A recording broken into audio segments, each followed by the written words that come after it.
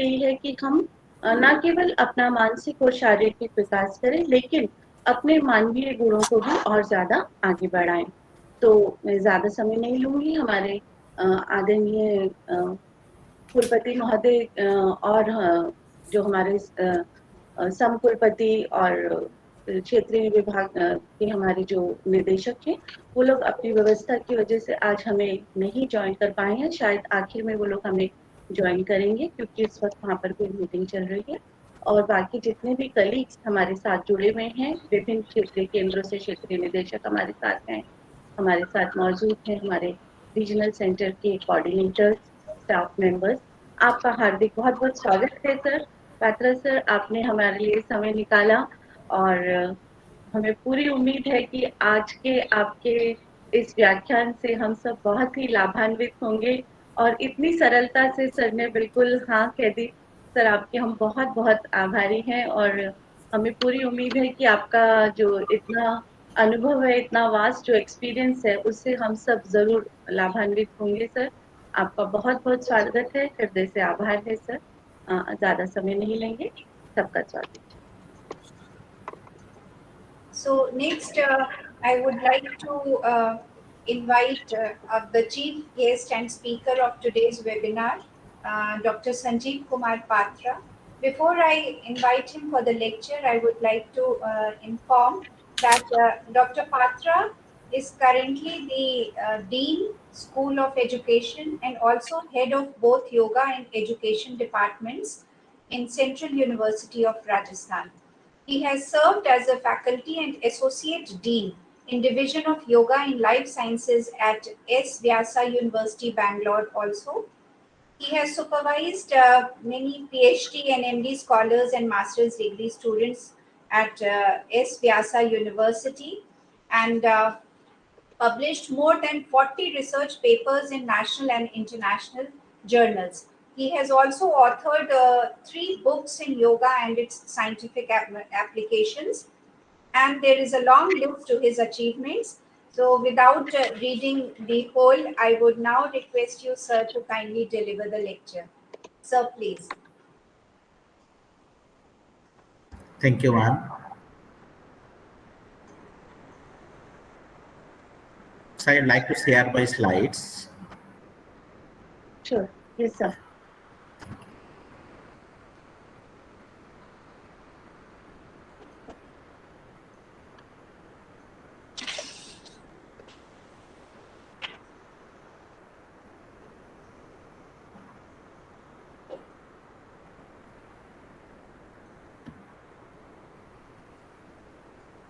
So Namaste.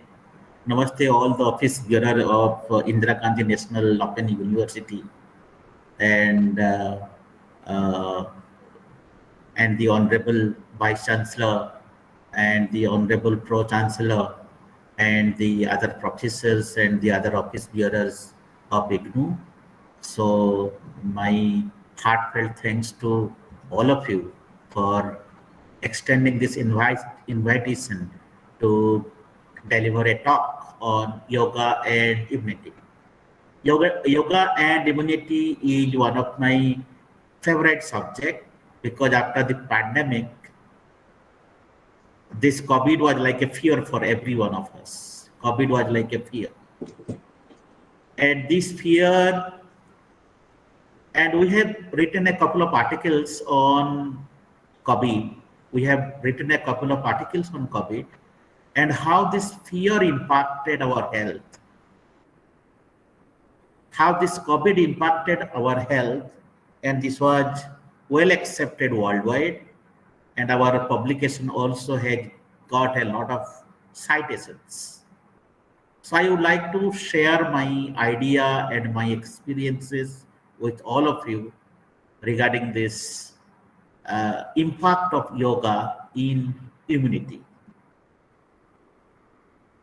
So let us try to understand what is immunity, because in a couple of slides I would like to share with you what is immunity, what are the types of immunity, what are the different cells involved in taking part this immunity. All things I would like to share And then I would say, how does yoga take part in boosting our immunity? How does yoga play a vital role in boosting up our immunity? How does our diet play an important role? So immunity is a condition of being able to resist to a particular disease. It's a condition of being able to resist to a particular disease. It is like a strong shield, and you are protecting yourself from the invaders, from the microorganisms in the form of bacteria, in the form of viruses, in the form of in the form of fungus, etc. You are protecting yourself. So this immunity is of two types: innate immunity and adaptive or acquired immunity. Innate immunity, everyone is born with a immunity that is called innate immunity. It's a type of general protection for all of us. Adaptive immunity is active immunity we develop throughout our lives, or over a period of time we develop when we start exposing ourselves to the world. After we take birth, we start exposing ourselves to the world, and over a period of time we start acquiring this immunity. We start developing this immunity. We start getting ourselves adapted to the external world, and therefore it is called adaptive immunity. So this is an active immunity, whereas innate immunity is otherwise called natural immunity of our body. So innate immunity gives a rapid response. In a couple of hours it gives a response. But adaptive immunity, it has a delayed response. It gives it response maybe in days, maybe in months. Okay, so it is a non-specific response to foreign molecules or the invaders or the bacteria or the viruses, etc. But adaptive immunity is highly specific response to antigen or the invaders. So the response is fixed here, but here the response is adaptive because it changes over time. It has a memory, it has no memory. Therefore, it is called, it has no immunological memory, but it has a memory. There are a couple of cells involved in retaining the information so that whenever there is a next attack, they will come to know about the behavior of the viruses, behavior of the bacteria, and they will start attacking the viruses. So very peculiarly, our blood had blood cells including RBC. So in addition to this RBC, we have another cell called white blood cells, and they are also called leukocytes. And these leukocytes in the blood form the immune system in the body. It is like our defense system.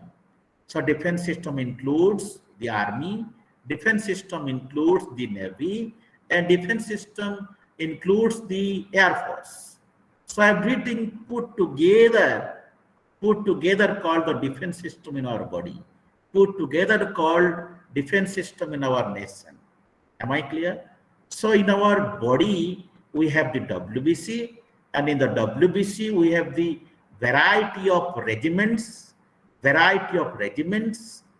we have Rajput regiment, Gurkha regiment, Jat regiments, like that. So we have different variety of regiments, and each of the regiment is assigned to carry out to a particular task. So there are two major types of immune cells or the leukocyte, mainly the WBC. The WBC are otherwise called white blood cell or leukocytes, and they are called phagocytes and lymphocytes. So what phagocyte is very simple. Phagocytes means these cells are involved in phagocytosis. So these cells surround the foreign body, break down the foreign body, and eat the disease-causing organism called pathogens. So these phagocytic cells are neutrophil cell, monocyte, macrophage, and mast cell. So specifically, neutrophils are the most common type of phagocytic cell, and they attack the bacteria. Monocytes, they are the largest type and have many roles to play. But after a couple of, or after many years, these monocytes are found within the tissue. Am I clear? And these monocytes attain to form, or they attain their maturity to form the macrophage. And the macrophage remove the dead and dying cells from the tissue. Mast cells, they help to heal the wounds and defend against the disease-causing organism called pathogens. So this is mast cell. This is how the mast cell look. This is how basophil look. This is how the natural killer cell look. But I have not spoken yet about the B cell, T cell. I'll be talking in the subsequent slides. This is how our eosinophil cell look. This is how our macrophage look. This is how our monocyte look. And this is how our neutrophil look. So each of the cell is like a regiment. And each of the cell is assigned to carry out a particular task in our body.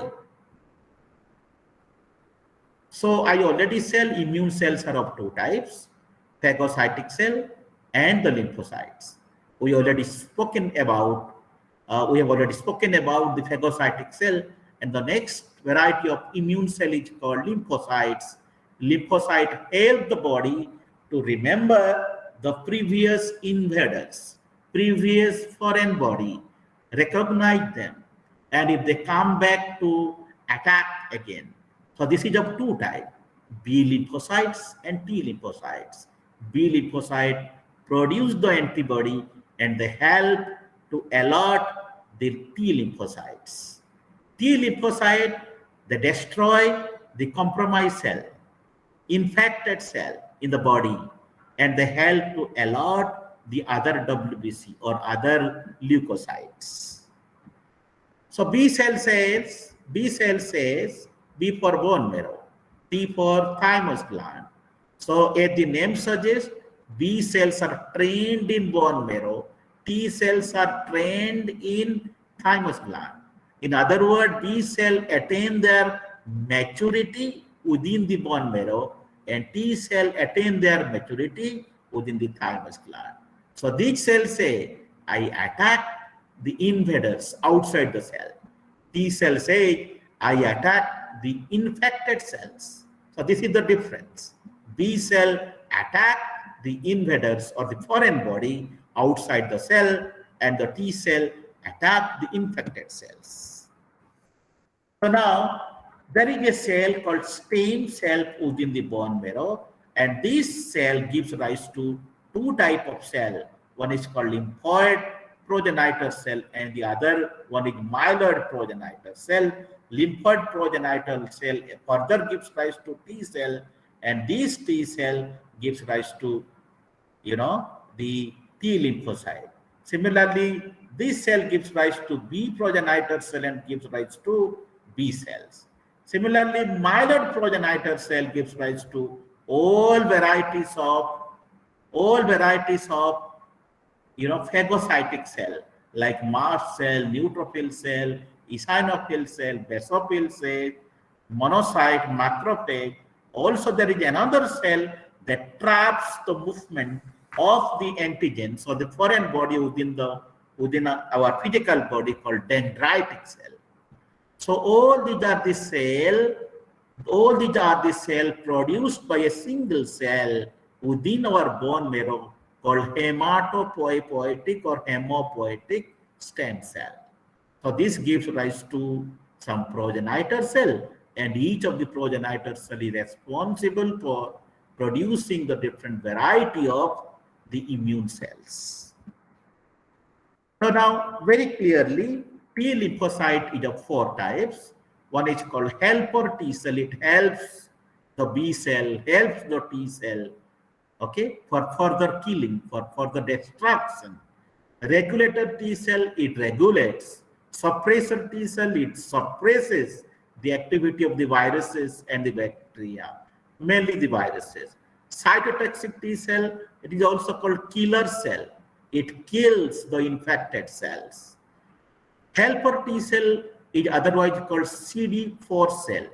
Scientifically, it is called CD4 cell. And this cytotoxic T cell is called CD8 cell. So scientifically, it is called CD4 cell, and this is called CD8 cell, because this helper T cell has a receptor in it, and this receptor is called CD4 receptor. So by virtue of having this CD4 receptor on its surface, it is called CD4 cells. Similarly, by virtue of having a receptor on the surface of the cytotoxic cell, it is called CD8 cell. Similarly, B lymphocyte is of two types, plasma cell and memory cell. So plasma cell produces antibodies, and antibodies are nothing but superclass proteins.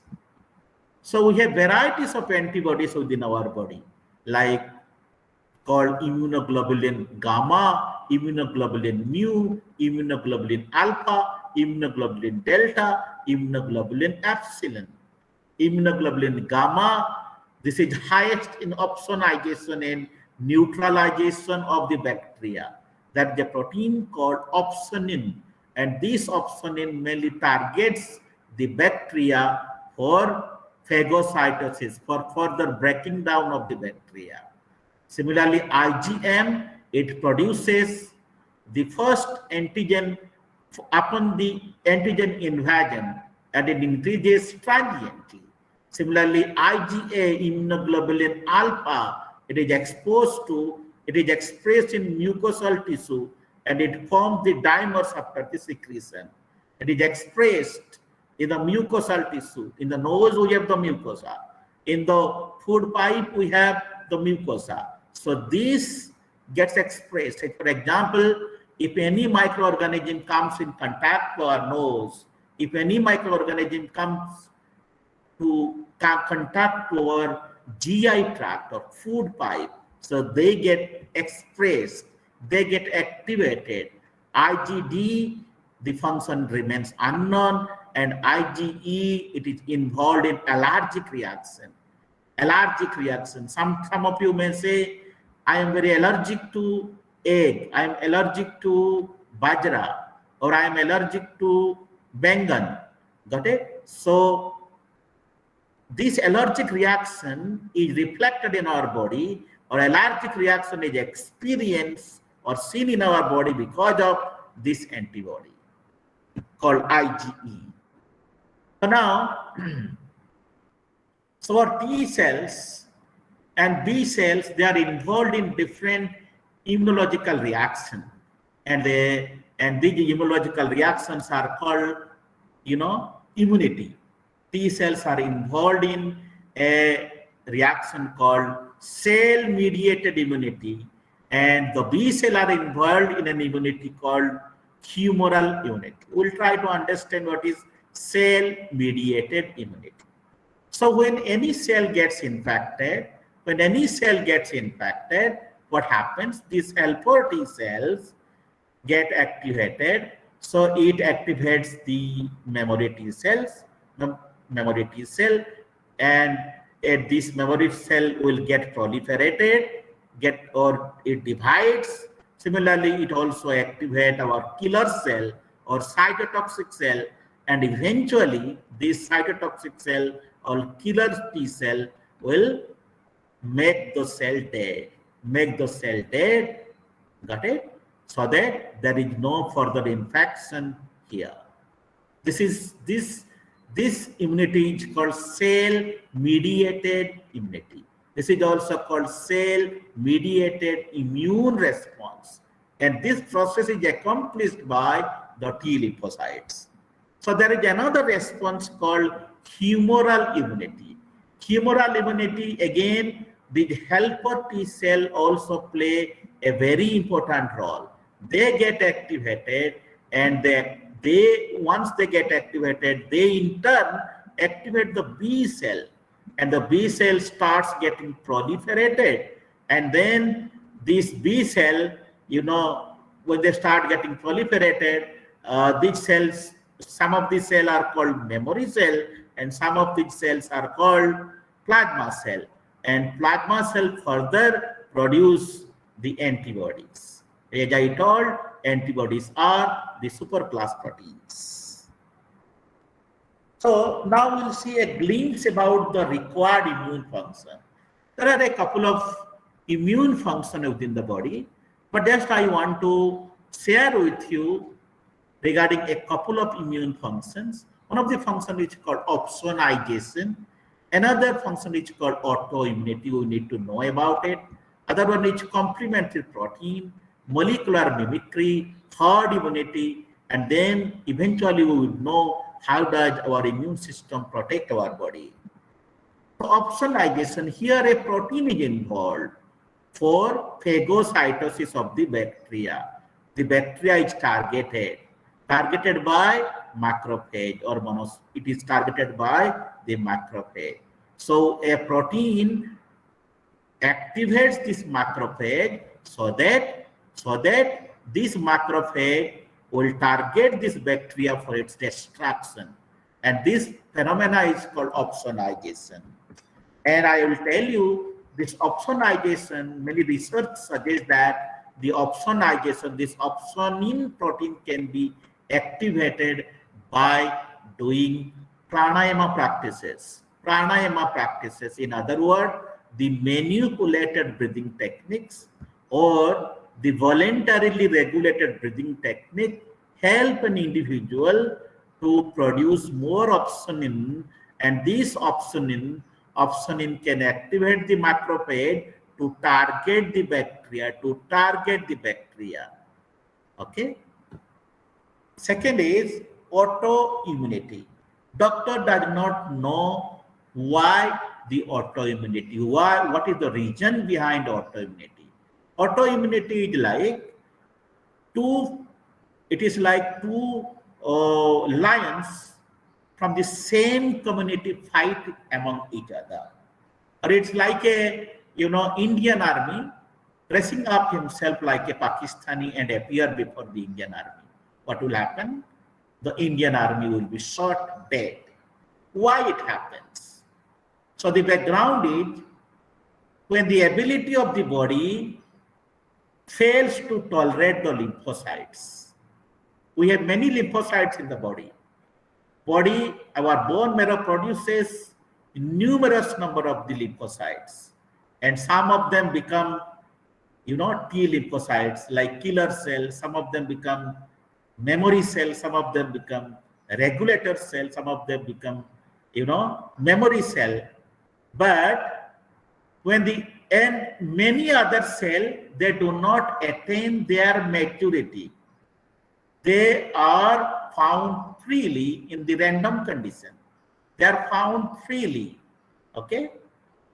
But we have the different organs that can tolerate the lymphocytes. So there are two types of tolerance. One is called central tolerance. Other one is called peripheral tolerance. What is central tolerance? We have the lymphoid organs, like within our chest cavity, thoracic cavity, we have a gland called thymus gland. Similarly, within the bone marrow, we have the bone marrow. Got it? These two, bone marrow and the thymus, can tolerate those numerous number of lymphocytes. Similarly, this is thymus gland, and within the bone, we have the bone marrow. So this bone marrow and the thymus gland can tolerate to those numerous number of lymphocytes which does not attain their maturity. That is called central tolerance. And what is peripheral tolerance? Apart from the circulatory system, we have another system like circulatory system called lymphatic system. And this lymphatic system, there are many lymphoid organs. And these lymphoid organs also can tolerate These lymphoid organs, within the lymphoid organs, you will find many lymphocytes. And these lymphocytes are tolerated by the lymphoid organ. That is called peripheral tolerance.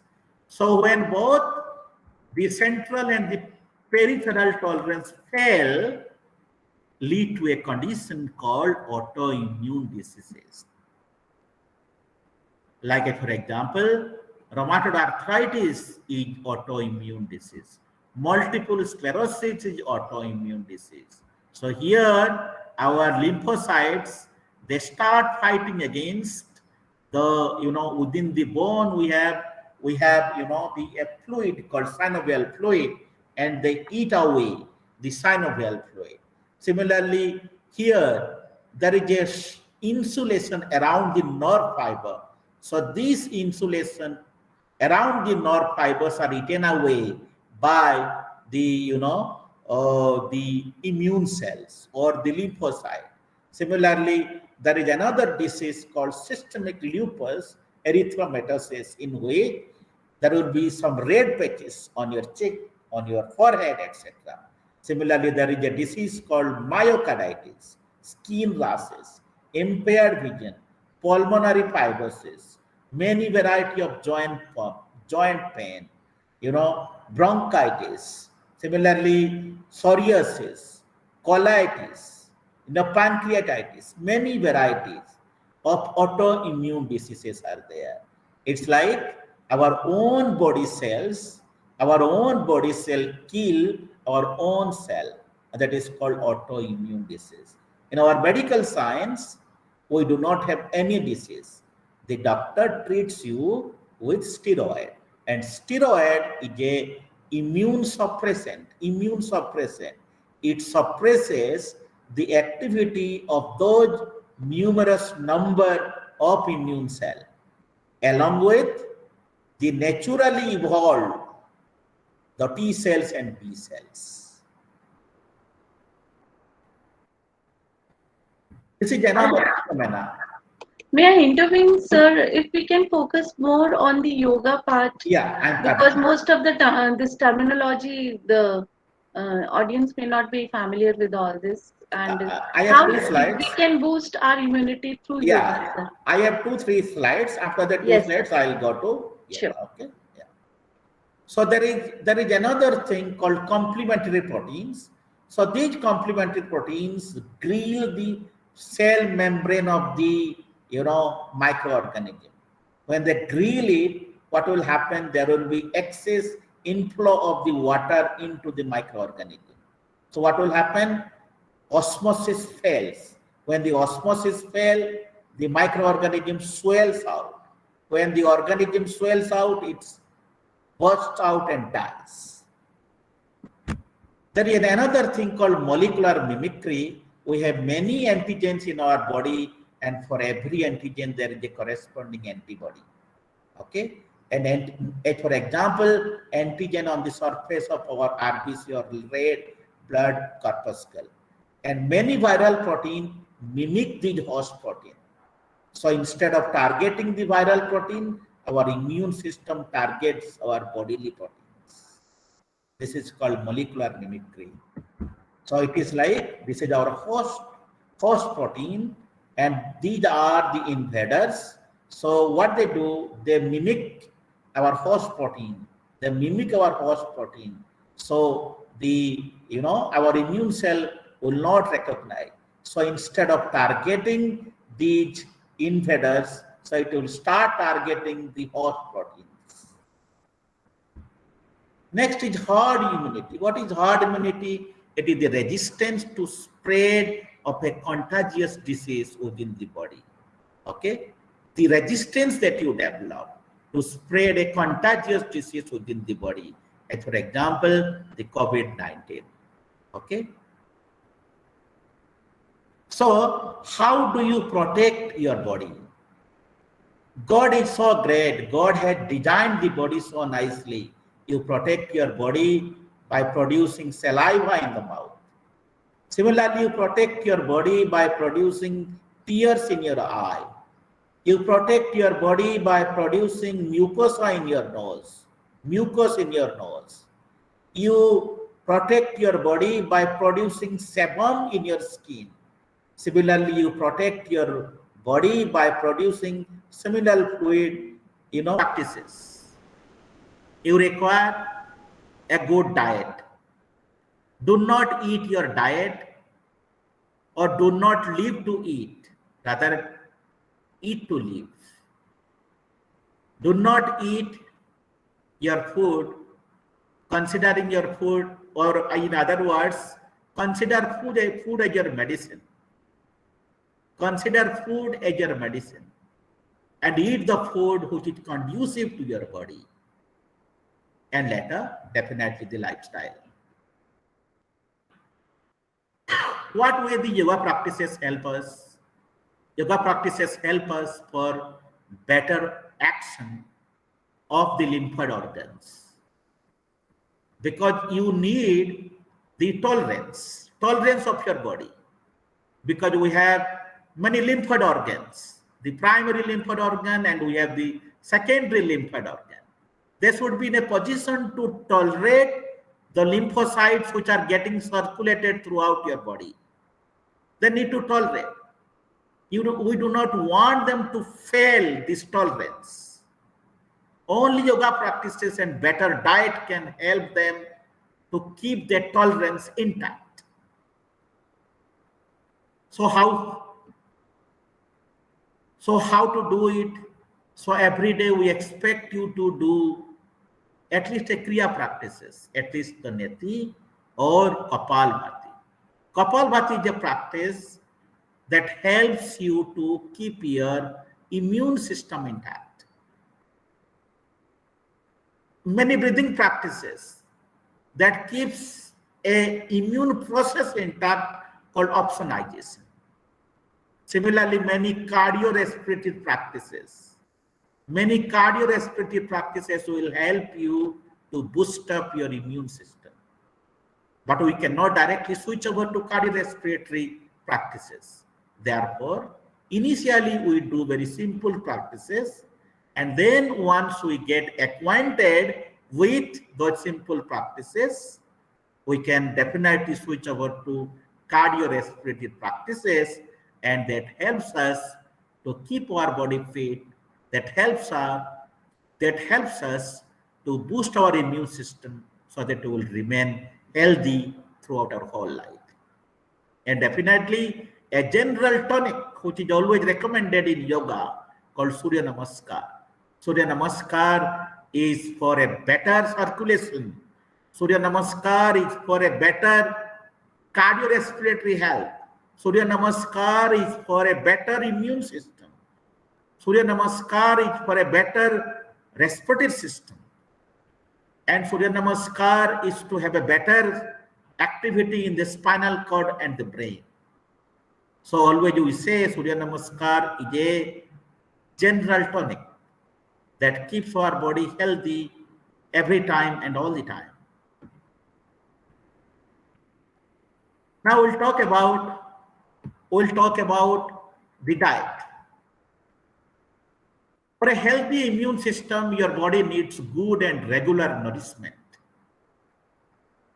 The deficiency of many food like iron, folic acid, vitamin A, vitamin B6, vitamin C, vitamin E, vitamin etc. It alters our immune responses. So what do you need in your diet? You can eat, but please try to avoid the oily diet, the food enriched with oil, the food enriched with salt, the food enriched with sugar, the food enriched with white flour. So in addition, we can expect you to eat the diet which is enriched with vitamin D and vitamin C. So what are those foods that had, more of vitamin? Mainly fortified cereals. Cereals has more vitamin. Orange juice has a lot of vitamin. Lemon has a lot of vitamin, including vitamin D. Mushroom has vitamin. Okay. Definitely there are many other non-veg food, but I am not going to talk about the non-veg food, because in yoga we do not recommend the non-veg food. So vitamin C, many fruits have vitamin C in it. For example, again orange, lemon, kiwi. Okay. Then capsicum has more vitamin in it. Then green chili has more vitamin in it. Pineapple has more vitamin. Apple has more vitamin. Okay. Then many the coriander leaves has more vitamin. Many fruits, mainly the food that has citric acid, are enriched with vitamin C. So please make a habit of eating the food which has citric acid contents, which has vitamin C contents in it. All the citrus food has vitamin C in it. And vitamin C not only helps you to keep your immunity intact, it also helps you to give you a glowing skin, because vitamin C helps in synthesis of a fiber called collagen fiber.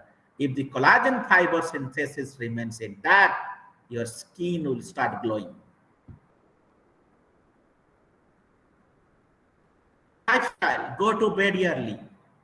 Do not spend reading, or do not do your office work till night, 12 o'clock or 1 o'clock. Go to bed early. You can do your office work little early.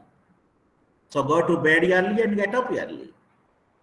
Sedentary life, do not get yourself adapted to any sedentary life. For example, for going to 1 kilometer or for going to half kilometer, you need your car. You ask your driver to bring the car so that you will go to your office with a car. So do not try to get yourself adapted, get yourself habituated with this sedentary lifestyle. You can go by walk, you can take your cycle to exercise your body parts. Eat the food which is enriched with antioxidants, mainly the food that are bright in color. And for example, fruits are bright in color, vegetables are bright in color. Do not eat the food like samosa. You can say, sir, samosa is bright, so should I take samosa? No. Jalebi is bright, should I take jalebi? No. Anything which is naturally available for you is bright in color. The fruits are bright in color. The vegetables are bright in color. So any food which is bright in color has more antioxidant in it, and this antioxidant is definitely good for keeping your immunity intact. Relax yourself, and have a good effort to have a good time with your family. Do not try to get yourself entangled with stress every time. So have a better time, have a good time with your family members and combat your stress. Research study says the T cells, like the helper T cell, the killer T cell, get activated, or the numbers are found to be more by doing yoga, by doing the relaxation techniques like yoga nidra. The B lymphocytes are found to be, the activity is found to be high. The proliferation rate is found to be high when you start doing yoga regularly. Natural killer cell, this is one of the cells that fights with the cancer cell, because cancer cell naturally evolve in our body. So to destroy the cancer cell, we have a cell called natural killer cell. It naturally kills the cancer cell so that your body, your health is fine. It is not, the cancer cells do not dominate your immune cell within the body. That is called natural killer cell. So one who had the skill of relaxing, one who had the role of coping up with the stress, one who had the habit of relaxing for him, or they have the time to relax for himself. One who knows how not to get himself entangled with the stress, develops good number of natural killer cells within the body, and natural killer cell will definitely help you to keep you healthy. All these are the research findings. By practicing regular yoga, you can enhance the toleration, as I already told.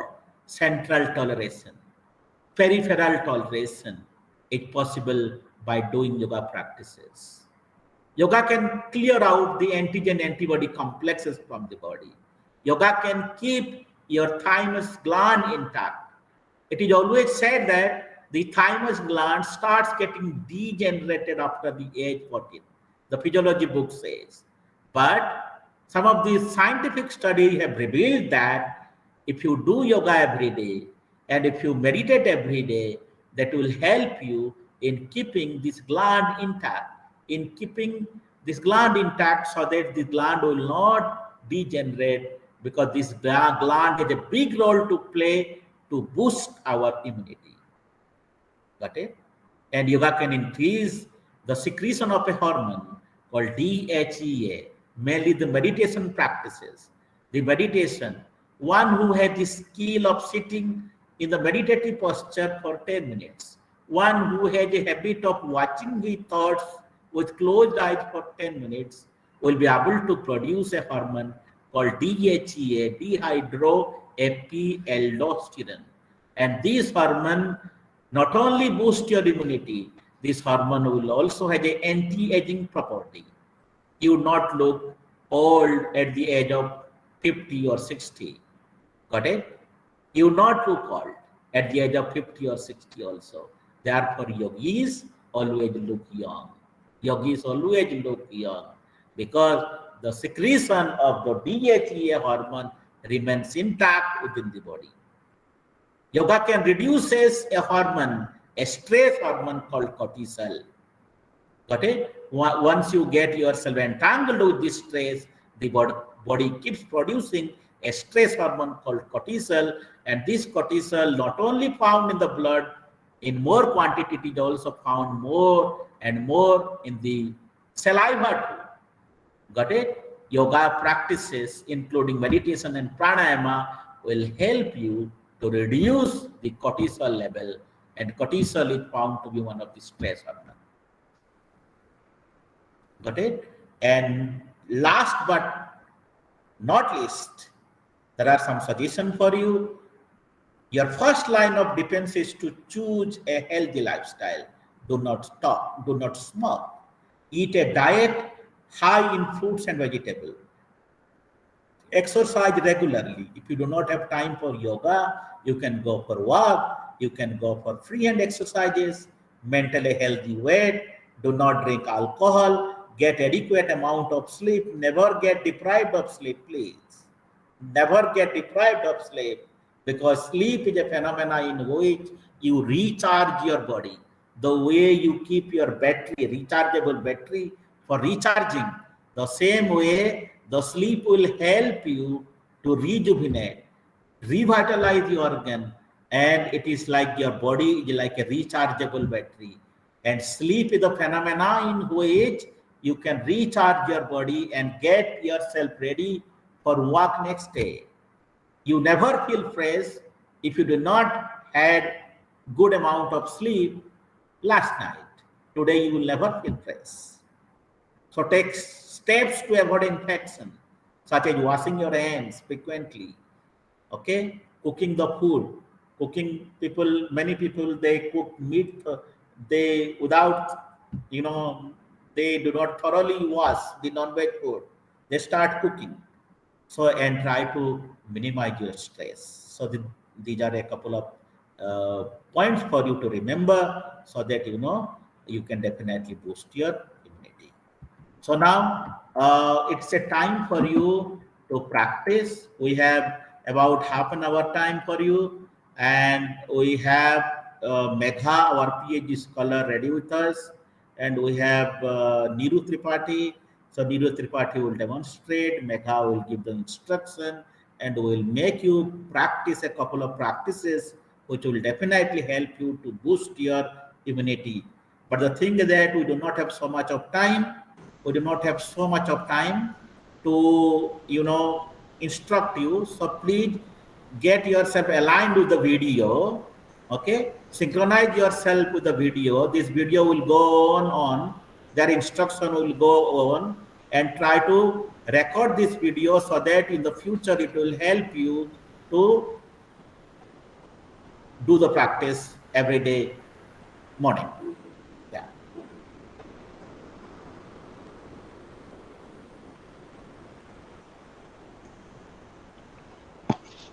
And if you have any question, I will address your questions after this practice. Yes.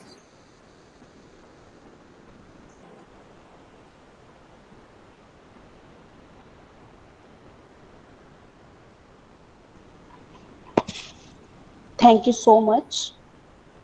The first practice is Padanguli Naman and also called toe bending. So for this, you have to sit in the posture that is called Dandasana. आपका कमर गर्दन सीधा रहेगा और आपके upper body को दोनों हाथ से सपोर्ट देंगे. All fingers facing the outside. Make a distance between your both feet. Now first practice is Padanguli Naman or toe bending. Be aware of your toes. Move only your both toes of the feet slowly, backward and forward. So as you inhale, stretch your toes upward, and as you exhale, stretch your toes forward. Inhale, up, hold for 2 seconds, and again exhale, hold here for 2 seconds. Again inhale, exhale, repeat it for 5 counts, for 2 more counts. Inhale, exhale, inhale, exhale. Okay, now next practice is ankle bending or also called Gulf Naman. So for this, slowly move both feet backward and forward with the synchronizing your breathing. So bending your both feet from the ankle joints and try to stretch the feet forward to touch the floor and then draw them back toward the knees. Hold each position for few seconds. Exhale down, stretch forward, inhale up. Exhale down, inhale up. Exhale down, inhale up. Now next practice is Golfa Chakra or also called ankle rotation. So slowly start rotating your both ankles in the clockwise direction. Stretch completely. Try to make bigger circle with your both feet. Now slowly inhale on the upward movement and exhale on the downward movement. Rotate 5 rounds. After completing your 5 rounds, rotate in anti-clockwise direction. Inhale during the upward movement and exhale during the downward movement. Repeat it for 5 counts. Next practice is Gulf Ghurnan, also called ankle crank. For this, bend your right leg and place your right feet on your left thigh. Hold your right ankle with your right hand and hold your left toes, right toes with your right hand. Now start rotating your feet with the help of your both hands. Rotate it for 5 counts. After 5 counts in anti-clockwise direction, inhale during the upward movement and exhale while you're coming down. Make bigger circle. Now gently release your right leg and repeat the same practice with your left feet. 5 rounds in clockwise direction and 5 rounds in anti-clockwise direction. Make sure you are inhaling on upward movement and exhaling on your downward movement. Gently release your right leg. Next practice is Janu Naman or knee bending. For this, stay in the base position. Now bend your right knee, hold your right thigh with your both hands, interlock your fingers of your both hands inside your thigh. Now inhale, straighten your right leg and exhale, bend your right. Inhale, straighten it, exhale, bend. Continue it for 3 more rounds. Exhale, inhale up, exhale down. Inhale up, exhale down. Gently release your right leg. Repeat the practice with your left leg. Inhale up, exhale down. Inhale up, exhale down. Inhale up, exhale down. Now gently release your left leg. Next practice is Janu Chakra or knee crank.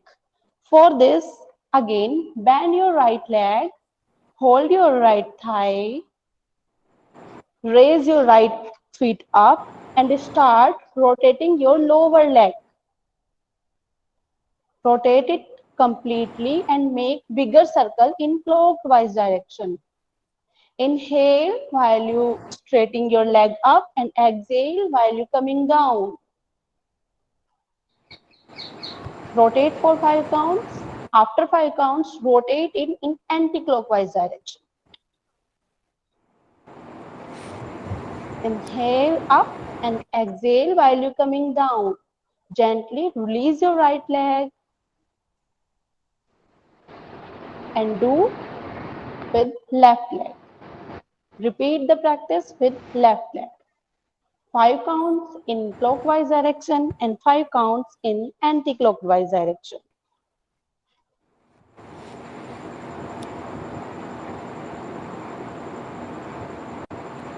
Now gently release your left leg. Next practice is Ardha Titliyasana or half butterfly. Sit in the base position. Bend your right leg and place the right foot comfortably on the left thigh. Now place the right hand on the top of bent right knee and hold the toes of the right foot with the left hand. Now, while breathing in, inhale deeply and gently move the right knee up toward your chest. And as you breathe out, gently push the knee down and try to touch the knee on the floor. Repeat this for 5 counts. Make sure your trunk should not move. Do not force this movement. Do it for 5 counts. Now gently release your right leg. Now repeat the same practice with the left leg. Do not force, do not jerk.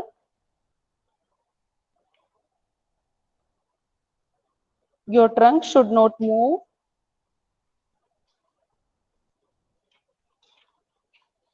Repeat it for 5 counts. After completing your 5 counts, gently release your left leg. Next practice is Shrani Chakra or hip rotation. For this, again, bend your right leg and place your right feet on your left thigh. Hold your right knee with your right hand and hold your right ankle, right foot with your left hand. Now start rotating your knee in the clockwise direction.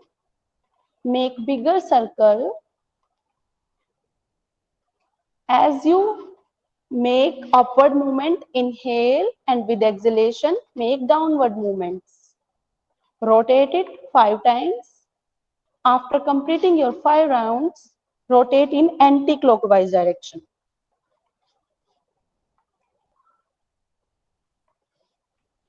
After completing your 5 rounds, gently release your right leg and repeat the same practice with your left leg. Inhale up and exhale down. Do not move your trunk. Do not jerk. Make bigger circle in anti-clockwise direction. Now gently release your left leg. Next practice is Purna Titli Asana or full butterfly. For this, sit in base position, bend both the knees and bring the soles of feet together, keeping the heels as close as the perineum as possible. Fully relax the inner thigh muscles. Now clasp the feet with the both hands. Gently move your knees up and down toward the floor, but do not force your knees.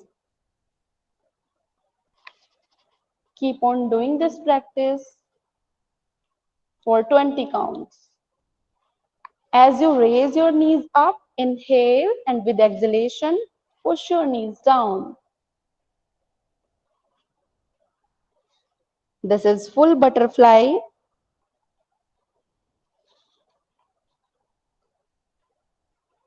Now gently straighten your legs and relax.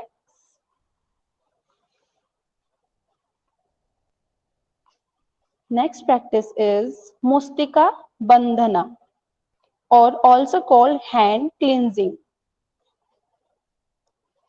For hand clenching, sit in the same position. Now hold both the arms straight in front of your body. Make them at shoulder level. Now close the fingers, thumb inside, and make a fist. Make tight fist. Now the fingers should be slowly wrapped around the thumbs. Again, open the hands and stretch the fingers. Inhale on opening the hands and exhale on closing the hands. Repeat it for 5 more counts. Inhale, open, exhale, make fist. Now, next practice is wrist bending, or also called Manipanda Chakra. For this, keep the palms open on front of your chest and the fingers straight throughout the entire practice. Now bend the hands backward from the wrist and now bend fingers pointing toward the ceiling. Now bend the hands forward from the wrist so that the fingers point towards the floor. Again, inhale up and exhale, bend them toward the floor. Inhale, fingers pointing toward the ceiling, and exhale, fingers pointing towards the floor. Do not bend the knuckle joints or fingers, only bend from your wrist joint. Repeat it for 5 counts. After completing your 5 counts, gently relax. Now we will move on next practice, that is Manipanda Chakra, or also called wrist joint rotation. For this, again raise your both hands on front of your chest parallel to the ground. Now make fist, thumb inside and make fist, and start rotating your both hands in the clockwise direction. Inhale with the upward movement and exhale with the downward movements. Rotate for 5 counts. After rotating for 5 counts, rotate in anti-clockwise direction or reverse direction.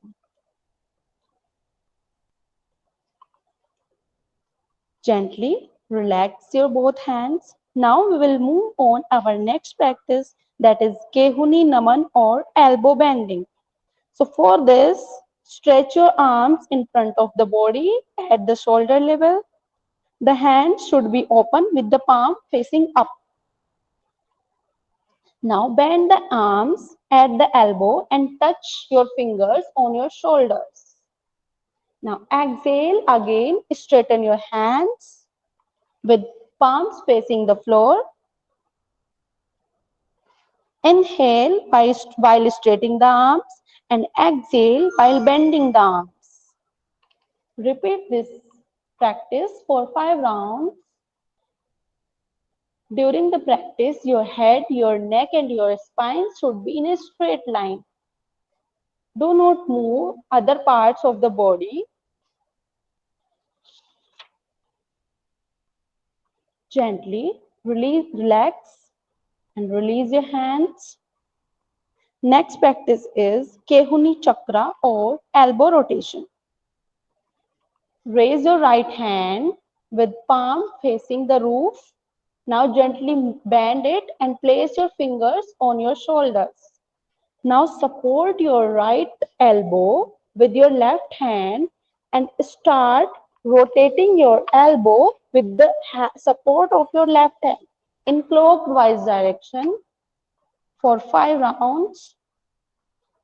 Inhale on the upward stroke and exhale on the downward stroke.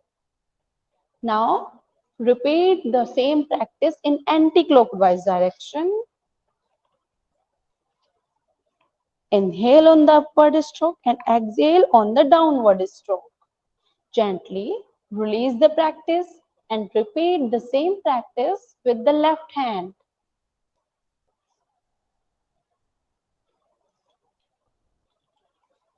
First in clockwise direction and then in anti-clockwise direction. Now gently release your hands, relax and come into Dandasana Sthiti. Next practice is Skandha Chakra and this is also called shoulder socket rotation. So for this, raise your hands horizontally, palms facing the roof. Place your right fingers on your right shoulder and left fingers on your left shoulder. And now start rotating your both the hands in clockwise direction.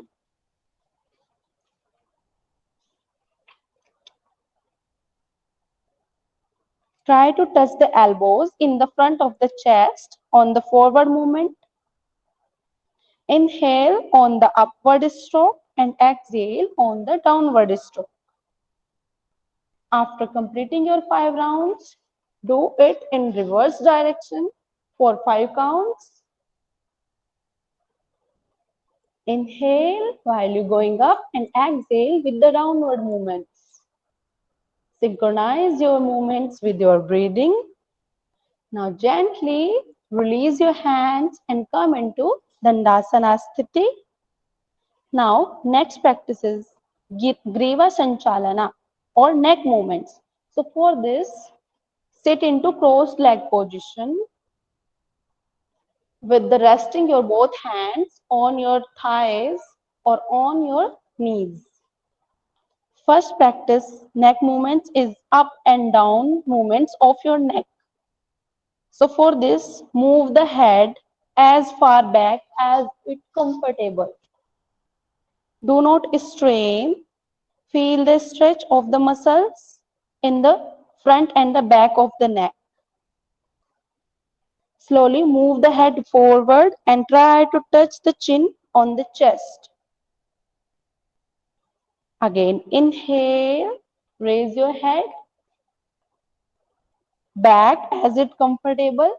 As you exhale, forward and try to touch the chin on the chest. Inhale on the backward movement and exhale on the forward movement. Complete your 5 times. Now gently stop the practice and next practice is lateral movements of your neck. So for this, relax the shoulders. Slowly move the head to the right. Try to touch your right ear to your shoulders, but do not raise your shoulder. Now inhale, come into center and exhale, bend your head toward your left side and try to touch your ear on your left shoulder. Do not raise your shoulders. Synchronize your movements with your breathing.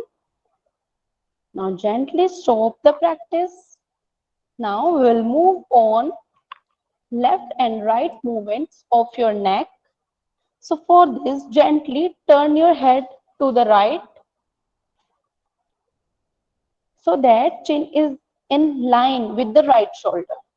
Now exhale, inhale and come into center and exhale, turn your head toward your left side.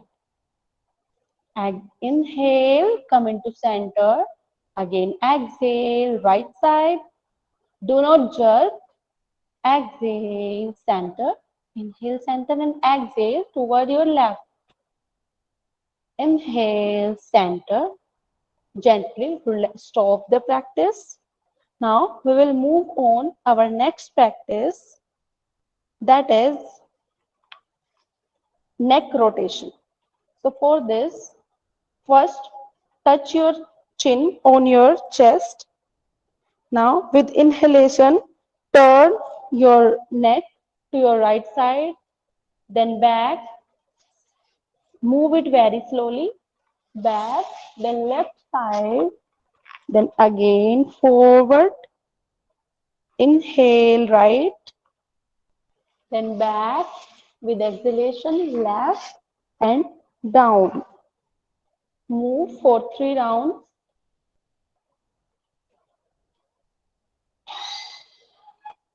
After that, now repeat in anti-clockwise direction.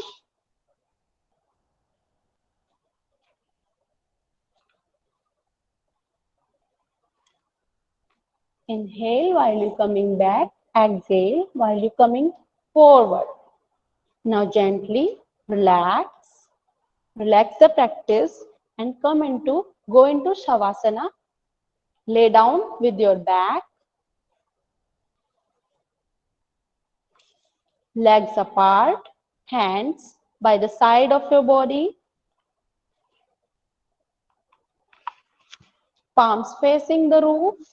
Close your eyes, relax your whole body, collapse your muscles, heels facing each other. Relax your muscles, relax your whole body. Now we will go for abdominal breathing. For this, inhale deeply and completely and fill your abdomen with air. Fill it completely, bulges up your abdomen.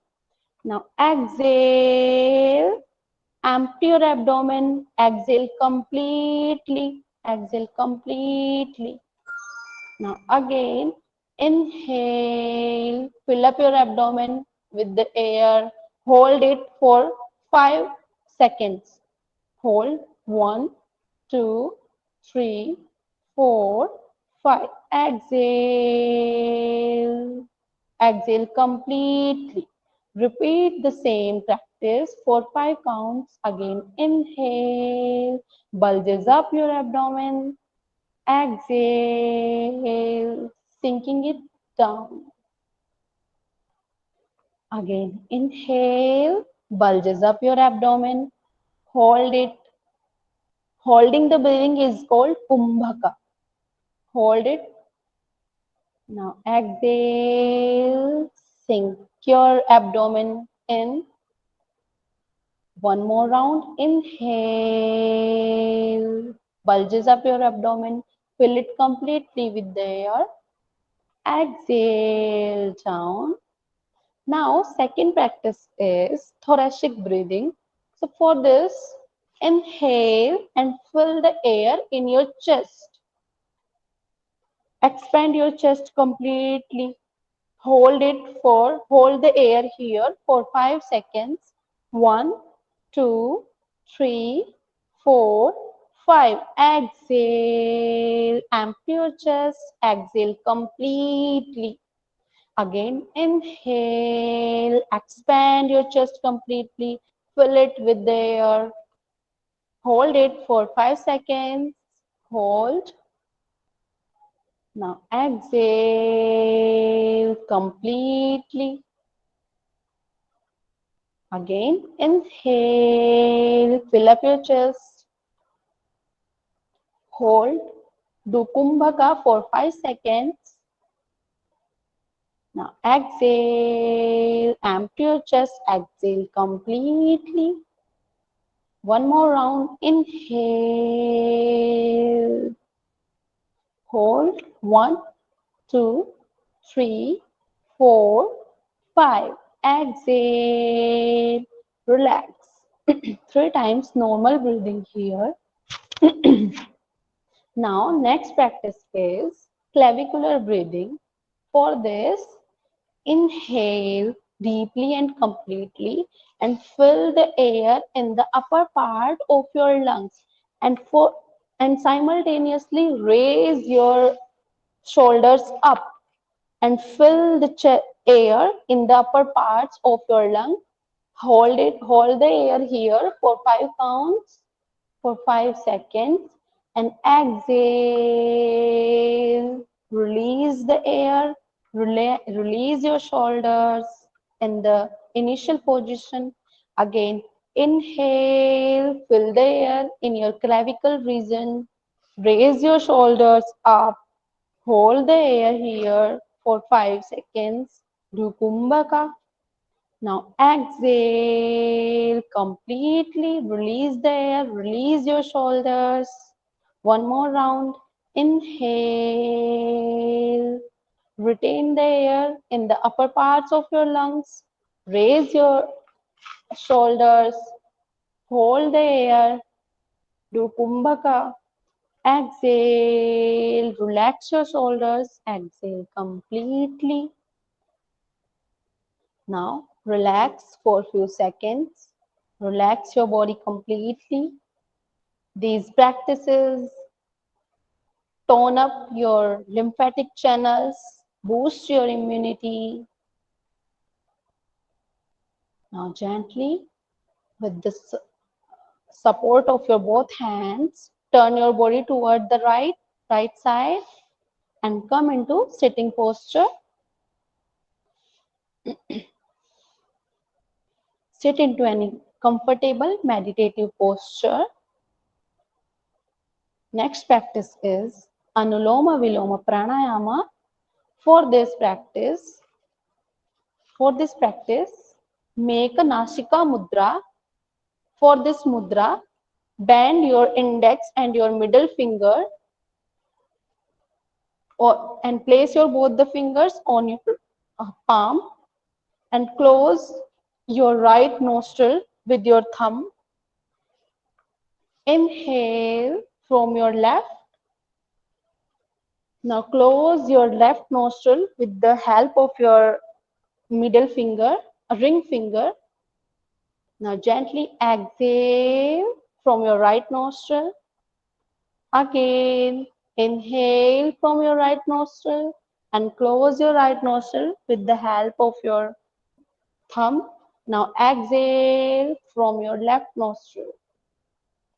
Again, inhale from your left nostril. Close your left nostril. Now exhale from your right nostril. Again, inhale from your right nostril. Exhale from your left. Inhale from your left. And exhale from your right. Inhale from your right and exhale from your left. Repeat this practice for at least 9 rounds. You should perform it every day. Now, Gently relax your hand, stop the practice, release your hands. Our last practice, but not the least, is Brahmari Pranayama. So for this, we have to make a Sannamukhi Mudra. For this mudra, close your ears with the help of your thumbs and place your index finger just above your eyebrows and your middle finger and your ring finger near to your eyes, and your ring finger near to your nose, and your little finger just above your upper lip. Now gently in with you first inhale deeply and completely, and with exhalation you have to make the sound makara, like so we will start the practice. Inhale deeply and completely. Exhale with makara. Start.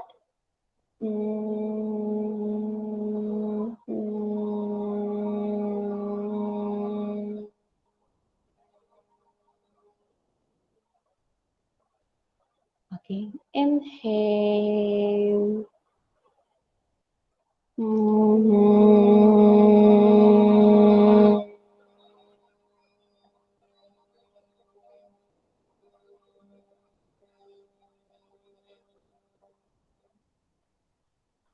One more round. Inhale.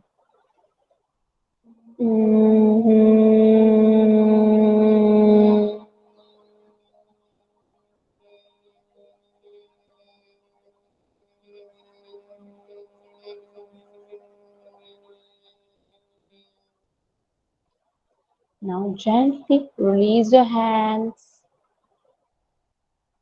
Keep your eyes closed. Observe the state of relaxation. Feel the calmness in your mind. Enjoy the relaxation.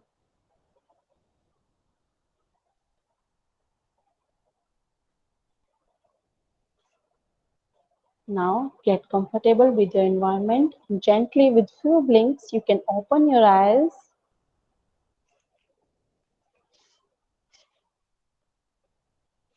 Thank you.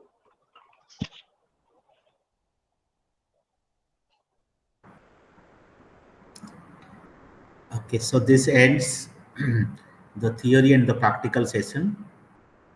The practical session for yoga and immunity. We could give what we could. We gave what we could give within a short span of time.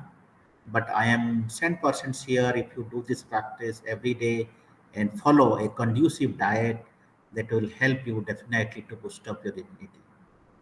And probably if you have recorded this video, probably you can run this video at home, do this practice every day, early in the morning. That will help you a lot.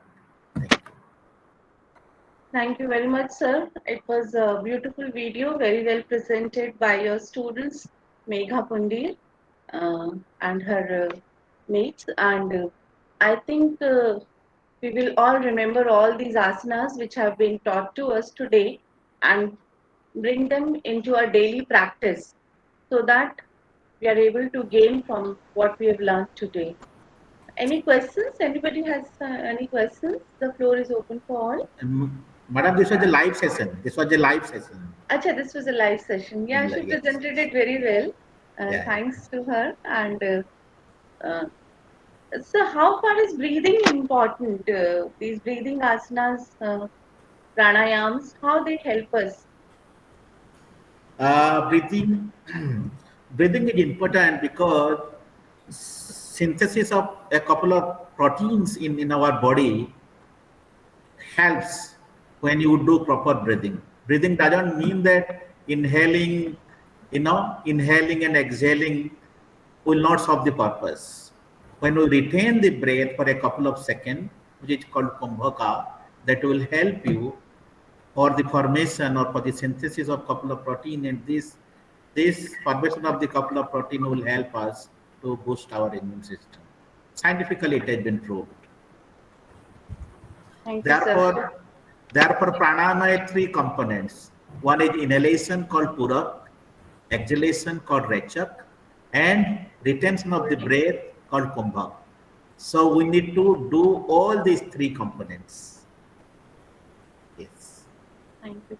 Anyone else has a question? किसी और के पास कोई प्रश्न हो तो आप लोग पूछ सकते हैं.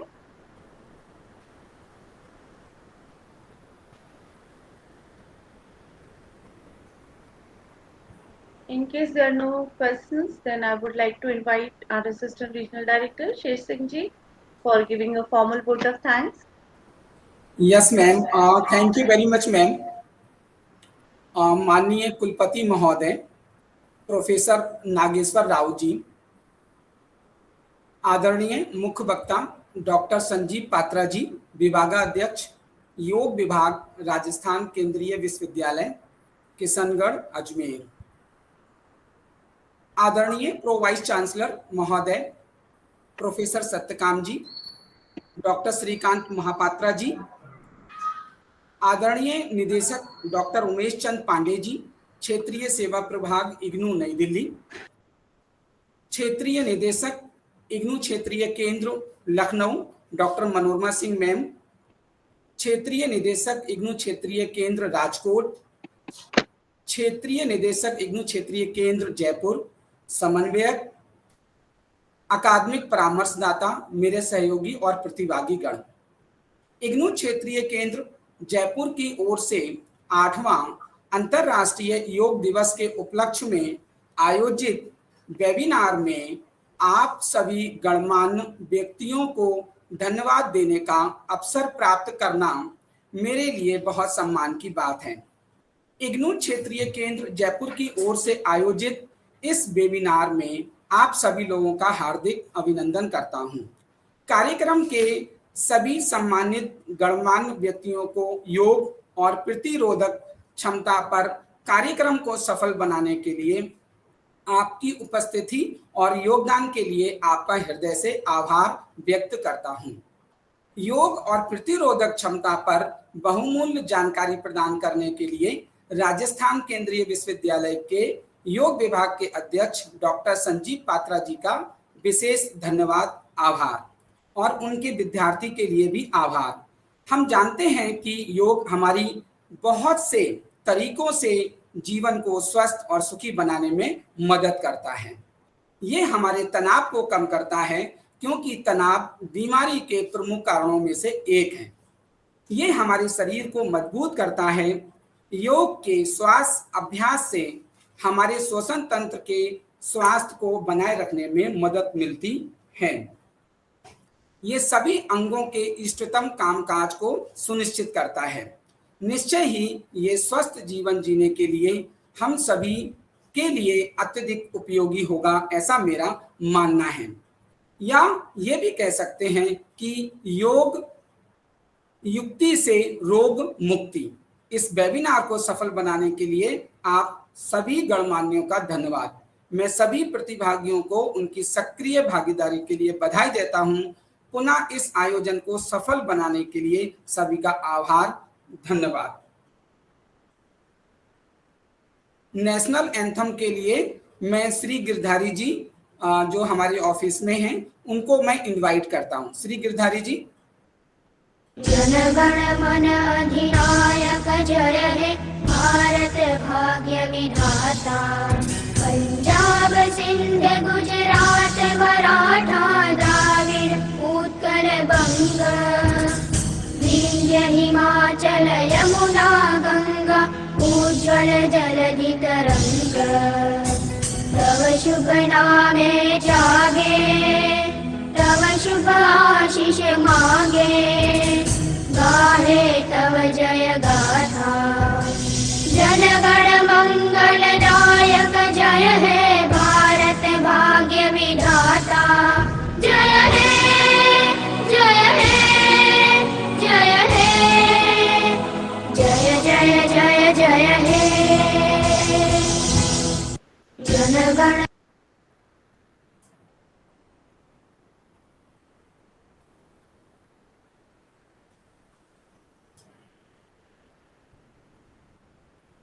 सभी का धन्यवाद. Thank you.